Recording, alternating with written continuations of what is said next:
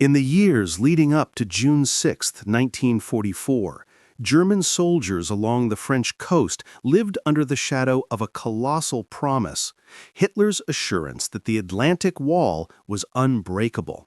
Stretching more than 2,400 kilometers from the northern tip of Norway to the border of neutral Spain, the wall was presented to the world as an impregnable fortress, a steel and concrete shield that would crush any Allied attempt to invade Western Europe.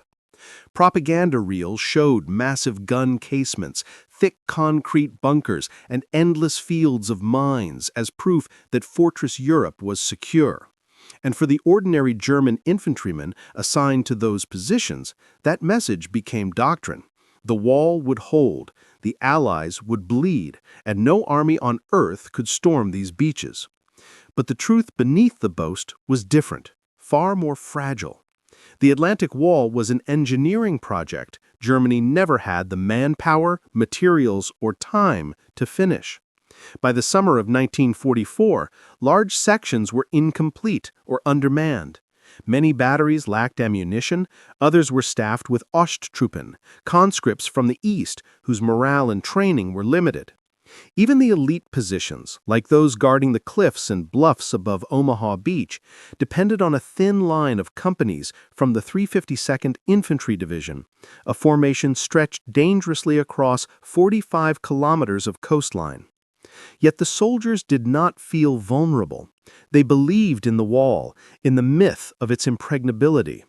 They believed in the towering bunkers of steel-reinforced concrete, the labyrinth of trenches, the fields of Belgian gates, hedgehogs, and mined obstacles waiting to tear apart landing craft.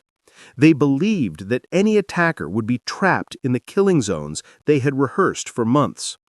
At Omaha Beach, the German defense consisted of a network of Widerstandsnester, resistance nests, each engineered to crossfire into the next. WN60, WN61, WN62, WN64, and WN72 formed a lethal arc of machine gun, artillery, and mortar positions.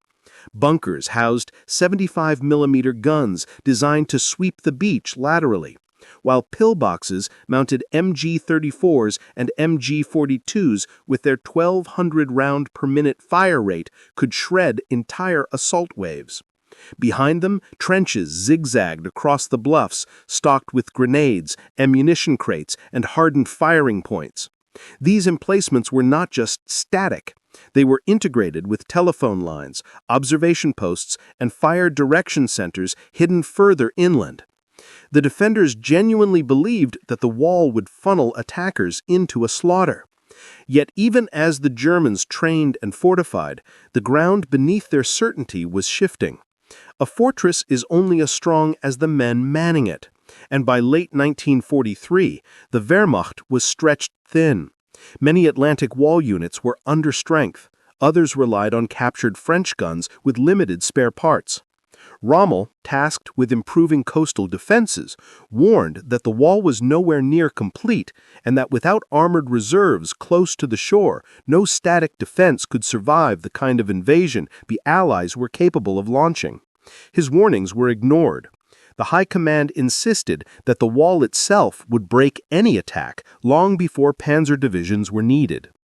German soldiers at Omaha had no reason to doubt this confidence. They saw the concrete casements, walls 2 meters thick, built to withstand naval bombardment. They watched as engineers laid minefields stretching hundreds of meters deep. They patrolled past anti-tank ditches carved through wheat fields and along cliff edges. They watched the sea, convinced that no fleet could pass through the crosshairs of their guns. To the defenders, the wall was not just a defensive line, it was a psychological bulwark. It meant safety, superiority, inevitability.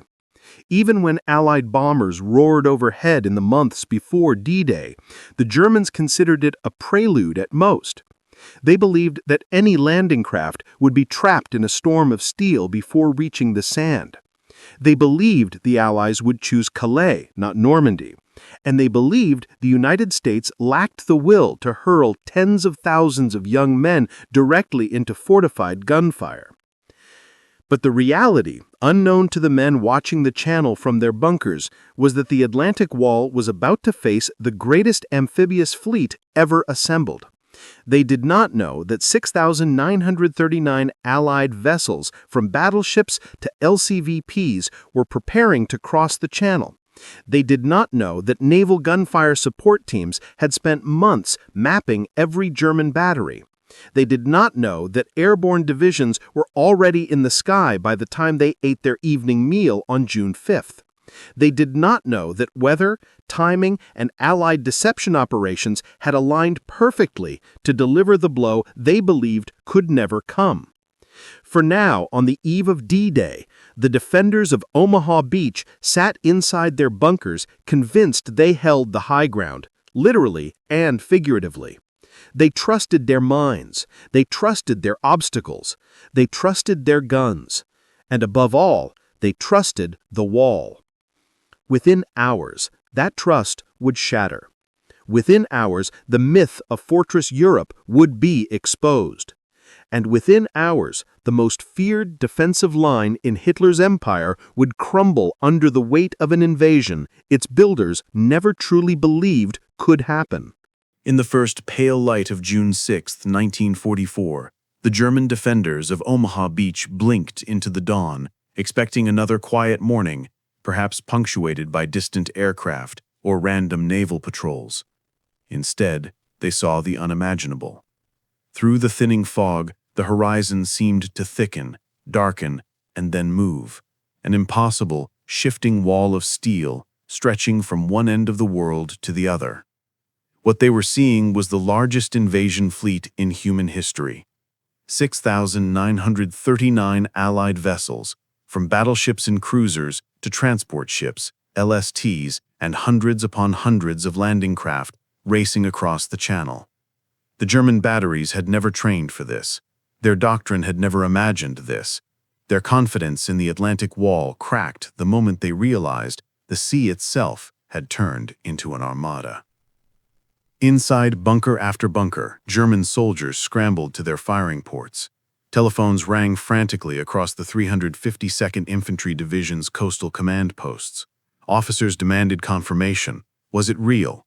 Was it the invasion? Was it a feint? But one look through a periscope slit settled every argument. This was no deception. This was a tidal wave of men and machines backed by more naval guns than any army in history had ever unleashed at one time. At 0430, the first shells from Allied battleships screamed over the water, exploding across the bluffs and fortifications. German gunners inside WN-62, WN-61, WN-60, and WN-72 felt the bunkers shake as 14-inch shells detonated with earth-moving force. The concussion rattled their teeth, knocked helmets off racks, and sent dust cascading from concrete ceilings.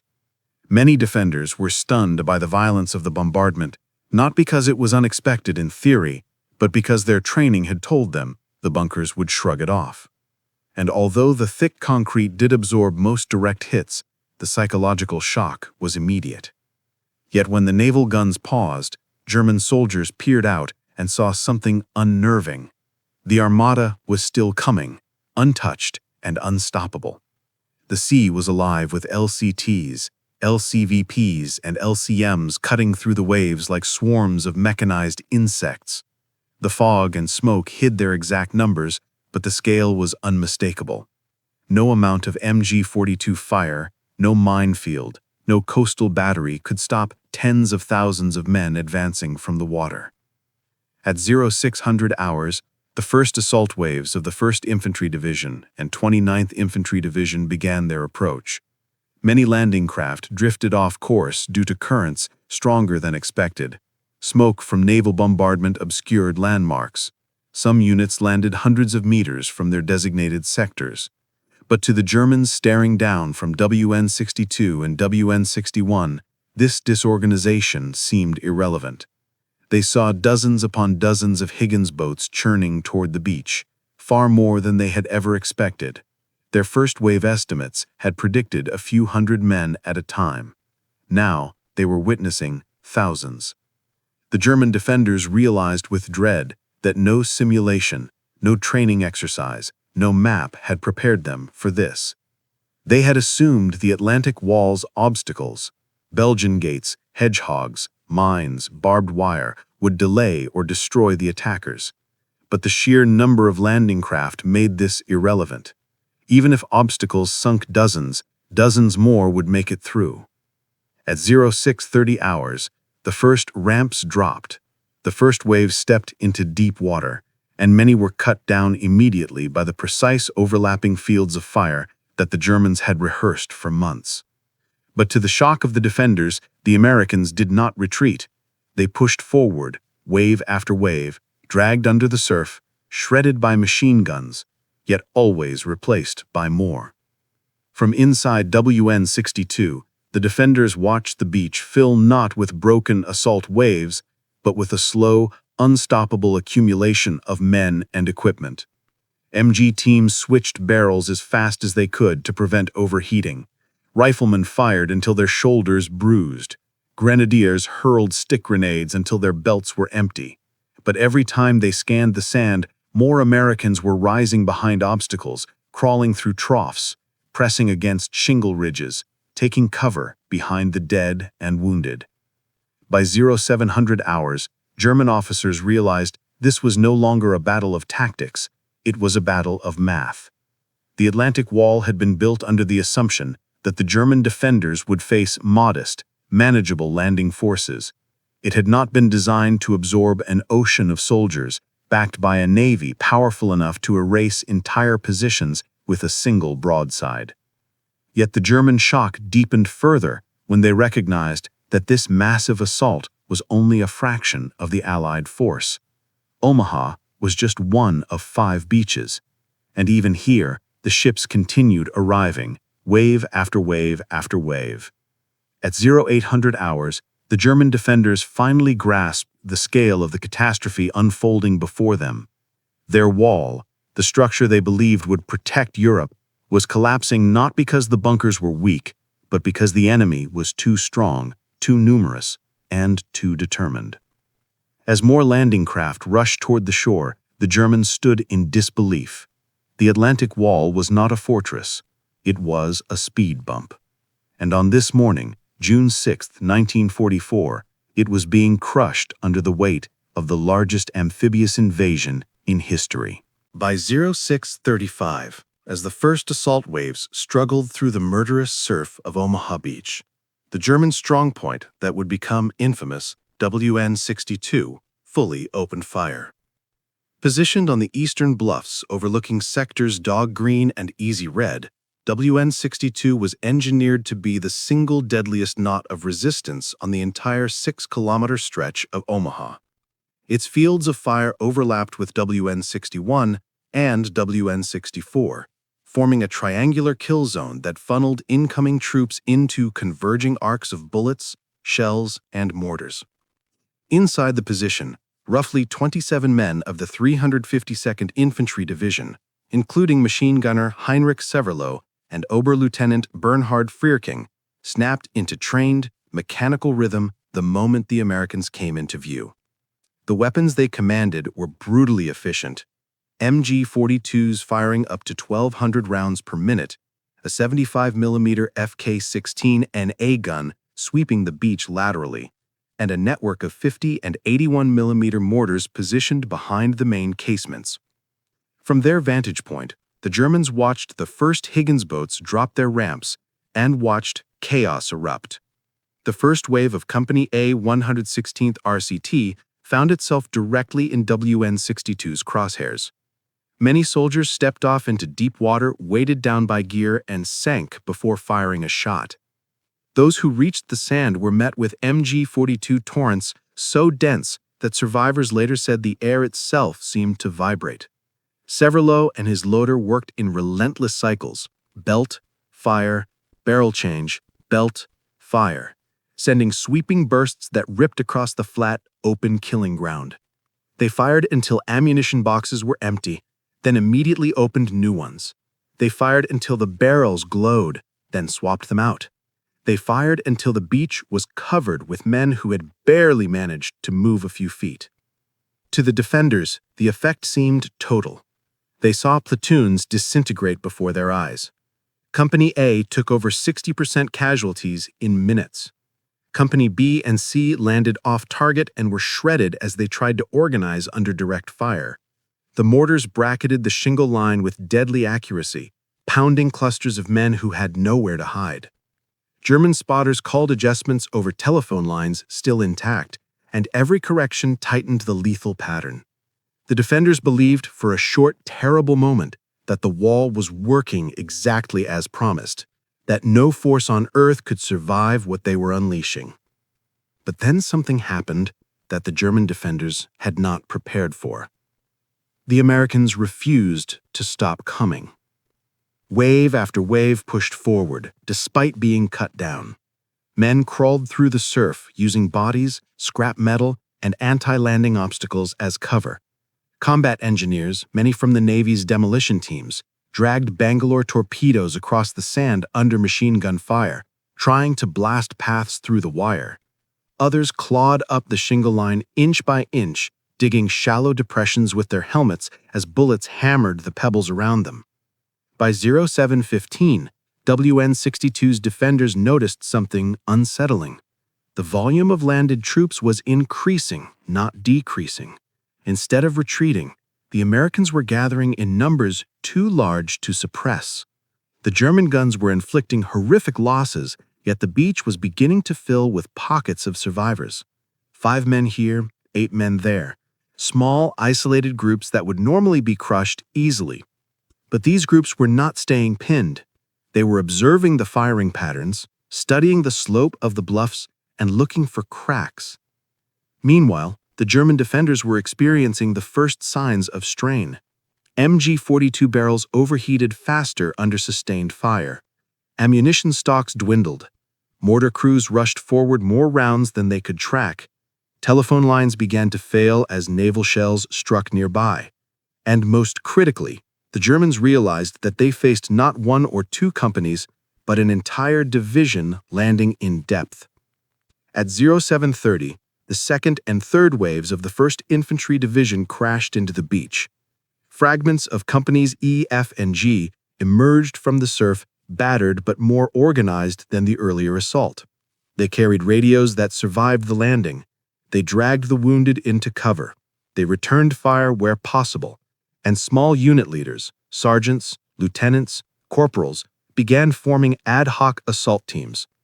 Inside WN-62, Severlo and the other machine gunners saw a new pattern that alarmed them.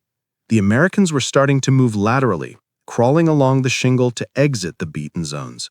They were beginning to probe the weak seams between WN-62 and neighboring strongpoints. And once they reached those seams, they could exploit dead ground, areas the MG-42s could not reach.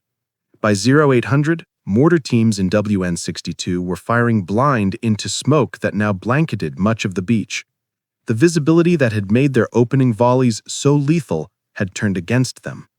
In the haze, it was impossible to tell how many Americans were advancing. But every few minutes, another group appeared, climbing, scrambling, or sprinting from cover to cover. Severlo continued firing, but the effect was changing. The targets were no longer clustered. The Americans were spread out, dispersed, unpredictable, and moving. And worst of all, they were getting closer. The German defenders had inflicted some of the most devastating casualties of the war's opening hours. Yet as they watched the tide of men rise again and again, they realized for the first time that the wall was facing something it had not been built for. An enemy who would take staggering losses and simply keep coming. The Atlantic Wall was killing at a terrifying rate, but the Americans were not breaking. They were adapting. They were pushing. And they were beginning to edge toward the one outcome the Germans had believed impossible: penetration of the strongpoints themselves. By 8:30, the German defenders at Omaha Beach began to sense something they had never expected to feel on D-Day. The wall was no longer holding the enemy in place. It was holding them in place just long enough for them to find ways around it. What had begun as scattered, desperate clusters of survivors on the sand was transforming into coordinated, intelligent, and terrifyingly persistent infiltration. The Atlantic Wall, engineered to annihilate massed assaults, was being undone by the very thing its planners never anticipated.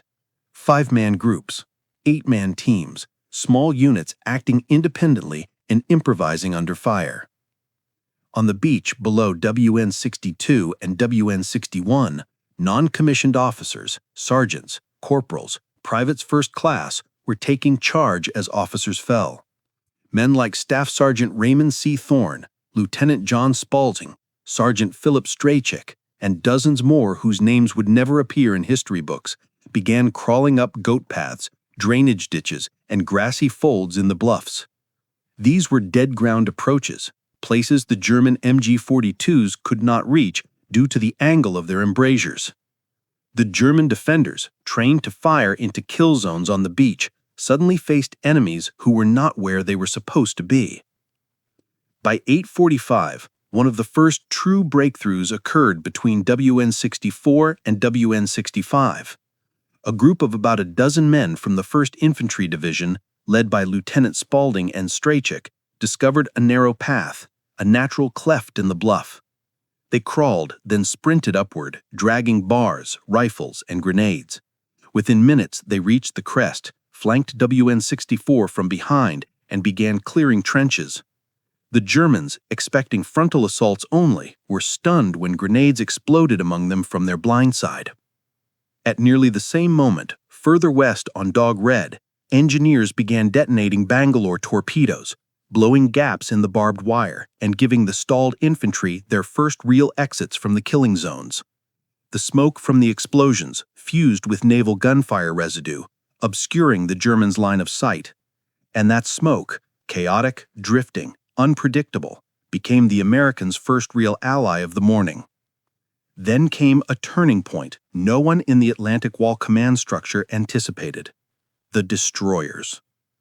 Battleships and cruisers had been firing since dawn, but by 9 a.m., destroyers like the USS McCook, USS Carmick, and USS Doyle began doing what naval doctrine had never envisioned.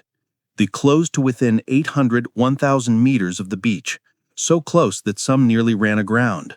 From these impossible distances, they fired their 5-inch guns directly into German strongpoints, aiming by spotters shouting corrections from the surf. Inside WN-62, the shock was immediate and devastating. The casemates shook violently with every near miss. Telephone lines snapped. Observation slits were choked with dust and smoke. Mortar teams were thrown to the floor. The 75mm gun crews tried to retaliate, but the destroyer's speed and angle made accurate return fire nearly impossible. Meanwhile, on the bluffs, American assault groups began multiplying. By 9:15, elements of the 116th RCT and the 16th RCT were fighting their way into the German trench networks. Individual WN positions, designed to fire outward onto the beach, were almost helpless against attackers appearing from above or behind. Machine gunners could not depress their weapons enough. Mortar crews had no time to reset their tubes. Riflemen fired frantically, but were flanked too quickly. The wall was cracking, not at one point, but at dozens. By 10 a.m., more breakthrough groups reached the top of the bluffs. They used trench grenades, rifle grenades, and captured German weapons to clear bunkers one by one.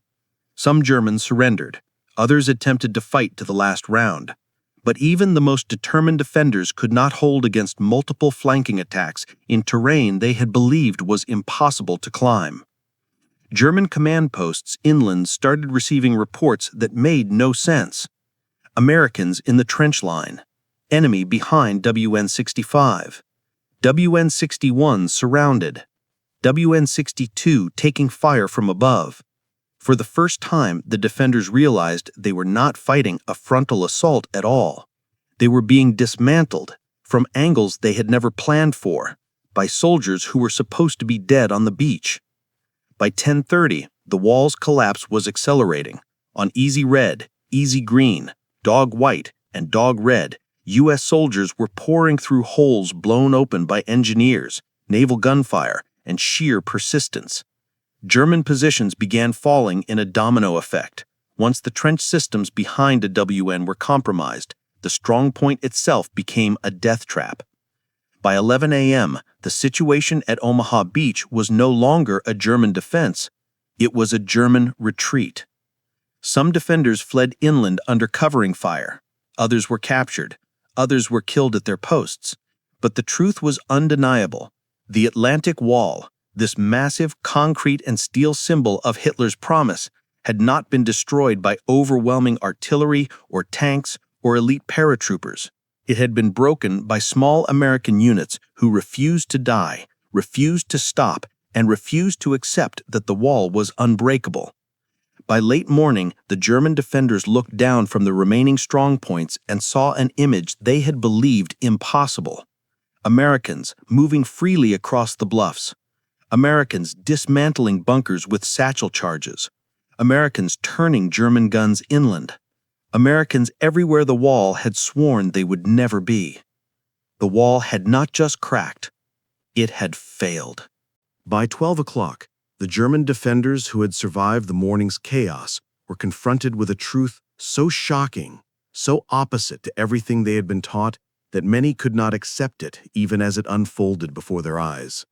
The Atlantic Wall, the fabled barrier that Hitler promised would make any invasion impossible, had been broken, bypassed, overrun, and rendered meaningless in just a few brutal hours.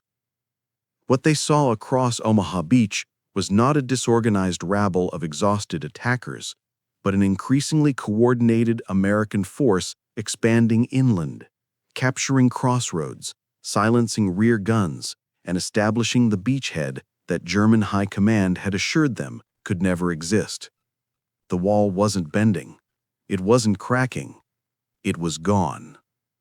The last functioning strongpoints, WN-62, WN-61, WN-64, WN-72, found themselves isolated. The trenches that once connected them to support positions were now crawling with American infantry. Machine gun nests that had dominated the beach at dawn were now taking rifle fire from the rear. German NCOs shouted orders that no longer matched the battlefield reality. Hold the line, fire on the beach, regroup on the ridge. But the Americans weren't on the beach anymore. They were behind the wall, inside its trench network, pushing deeper by the minute. Communications collapsed first. Telephone lines severed by naval fire left strongpoints blind. Runners sent to neighboring WNs never returned. Officers inland, including those from the 352nd Infantry Division, heard only fragments, enemy through wire, casemate overrun, artillery suppressed, before silence consumed the network. Attempts to counterattack were impossible. The 352nd was already stretched thin, with companies spread across miles of coastline, and reserves hours away. Worse, American naval gunfire and fighter bombers had shattered major road junctions, delaying any hope of organized reinforcement. By 12:30, German soldiers watched U.S. forces pour through the draws at E1, E3, and D1, the natural exits off Omaha Beach. Engineers marked safe lanes through minefields. Sherman tanks, finally landed after delays, rolled up the bluffs and began engaging remaining strongpoints from point-blank range. Once tanks reached the top of the cliffs, the German positions, designed to fire outward, were helpless. Their embrasures could not rotate, their fields of fire were useless. A fortress built to repel a sea invasion had no answer for attackers already inside its walls. The defenders' shock deepened when they saw American artillery teams setting up on high ground, calling in fire on German movements inland.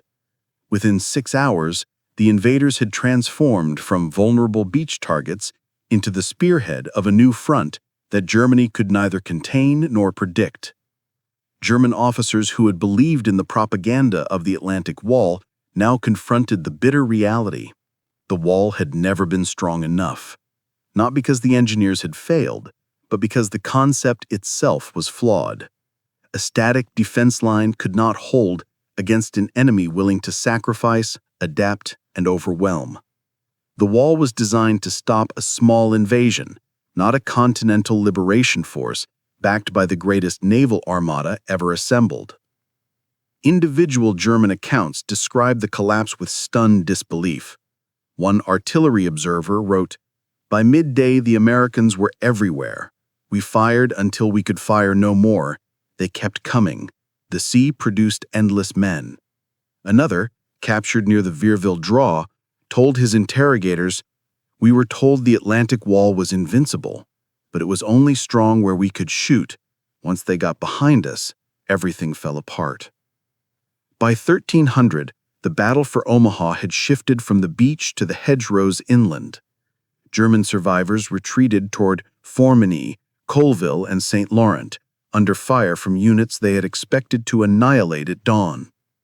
Those still holding bunkers faced a stark choice: flee, fight surrounded, or surrender. Many chose the latter. Others were killed when tanks fired point blank into embrasures.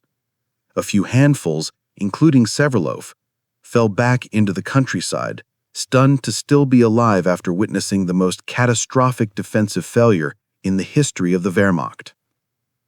By 1400, Allied commanders declared that Omaha Beach, despite the horrific casualties and near disaster of the first waves, was secure enough to land reinforcements.